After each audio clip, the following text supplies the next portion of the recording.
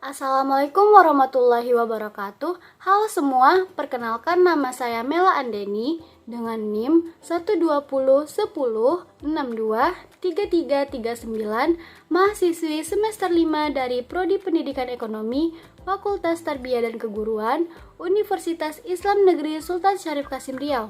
Adapun tujuan saya membuat video kali ini yaitu sebagai pemenuhan tugas ujian akhir semester dari mata kuliah kewirausahaan yang diampu oleh Bapak Hendra Riovita MM. Pada tugas kali ini saya akan membahas 7 rumusan masalah. Yang pertama yaitu menjelaskan fungsi komunikasi bisnis dalam menyukseskan usaha dan bagaimana cara menerapkan AIDA untuk menyukseskan usaha. Simak video berikut ini ya teman-teman.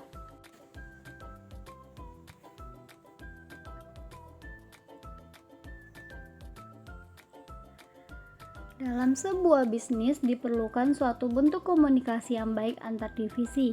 Tujuan komunikasi bisnis pada umumnya adalah agar tidak terjadi kesalahpahaman antar individu maupun kelompok, sehingga dapat memicu kesalahan dan menjadi masalah. Komunikasi bisnis adalah pertukaran atau penyampaian ide, pesan, konsep, instruksi melalui simbol, tanda dan lambang usaha dan barang atau jasa yang dihasilkan untuk tindakan pemasaran atau promosi dan sosialisasi secara komersial guna mendapatkan keuntungan yang dilakukan baik dalam bentuk tulisan, lisan atau verbal maupun nonverbal, secara personal maupun non-personal. Komunikasi bisnis digunakan untuk meyakinkan pelanggan terhadap usaha dan produk yang dihasilkan. Terdapat 2 jenis komunikasi bisnis. Yang pertama, komunikasi verbal, yaitu proses transmisi pesan dengan menggunakan bahasa dari pengirim pesan atau komunikator kepada penerima pesan atau komunikan. Kata-kata yang kita ucapkan merupakan isyarat verbal yang digunakan untuk tujuan komunikasi.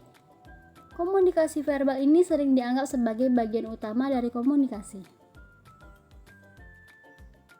Jenis komunikasi yang kedua yaitu komunikasi nonverbal, yaitu proses transmisi pesan dari pengirim atau komunikator kepada penerima atau komunikan tanpa menggunakan kata-kata dan simbol huruf.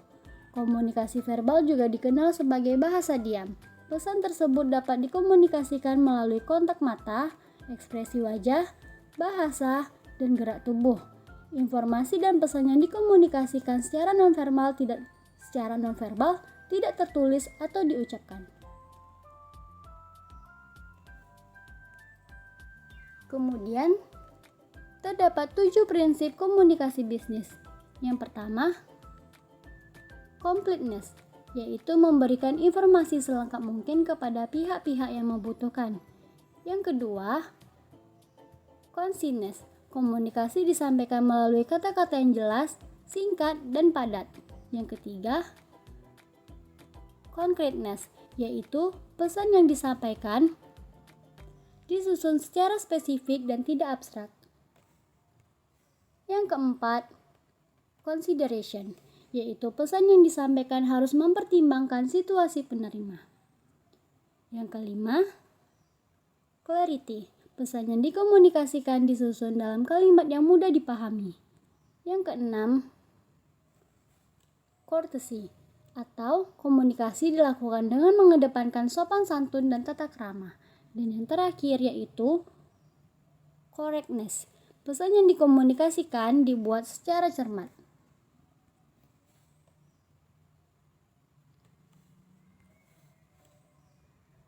Kemudian, proses komunikasi bisnis.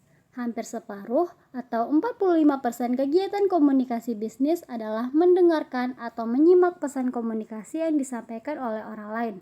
Sebagai imbangnya, 30% kegiatan komunikasi adalah berbicara, sedangkan membaca sampai 19% dan terkecil adalah menulis 16%. Komunikasi bisnis memakai berbagai bentuk komunikasi, yaitu komunikasi massa, komunikasi kelompok, dan komunikasi interpersonal. Konsep AIDA dalam komunikasi bisnis. Konsep AIDA sudah lama dikenal oleh para pegiat dan praktisi komunikasi. AIDA adalah akronim dari Attention, Interest, Desire, and Action. Sebagai sebuah konsep, AIDA sangat sering diterapkan dalam bidang komunikasi, bisnis pemasaran, dan penjualan. Attention dalam konsep AIDA adalah kemampuan pengirim pesan bisnis untuk dapat menarik perhatian lawan bicara ketika pesan bisnis tersebut disampaikan. Tindakan menarik perhatian tersebut harus sudah dilakukan ketika komunikasi bisnis mulai dilakukan dan sedapat mungkin dipertahankan selama komunikasi bisnis tersebut berlangsung. Terdapat 3 fungsi komunikasi bisnis dalam menyukseskan usaha. Yang pertama, memberikan informasi atau informing. Dalam komunikasi bisnis, terjadi pertukaran informasi antara satu orang dengan yang lainnya.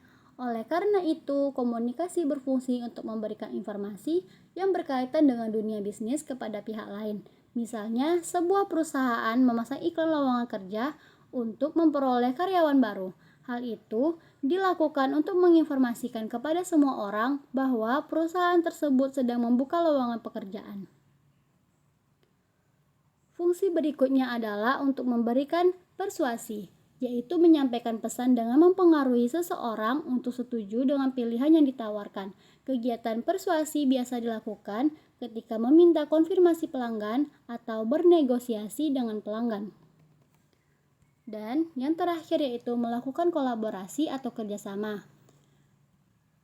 Melakukan kolaborasi atau kerjasama bisnis ini dilakukan antara seseorang dengan orang lain merupakan salah satu fungsi dari komunikasi bisnis. Dengan adanya komunikasi bisnis ini, seseorang akan dengan mudah melakukan kerjasama bisnis antar perusahaan, baik dalam skala domestik maupun internasional.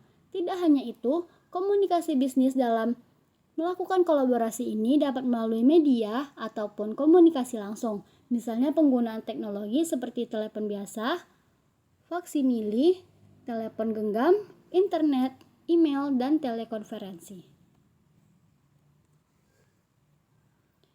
Kemudian, cara menerapkan AIDA untuk menyukseskan usaha. Yang pertama, attention atau perhatian. Untuk mendapatkan perhatian lawan bicara, buatlah gambar yang powerful atau unik, sehingga lawan bicara akan menanti dan memperhatikan isi pesan berikutnya. Hal ini bisa memberikan harapan yang nanti akan ditunjukkan cara mendapatkannya. Oleh sebab itu, menggali masalah dan harapan dari setiap mitra bisnis merupakan sebuah keharusan. Yang kedua, interest atau ketertarikan. Pada poin ini biasanya merupakan saat di mana lawan bicara benar-benar menyediakan waktunya untuk fokus mendengarkan pesan bisnis yang disampaikan.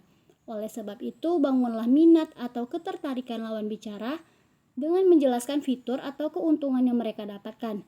Jangan biarkan lawan bicara berpikir dan menyimpulkan sendiri tentang pesan bisnis yang disampaikan, tetapi bantulah mereka memahami dengan sejelas-jelasnya.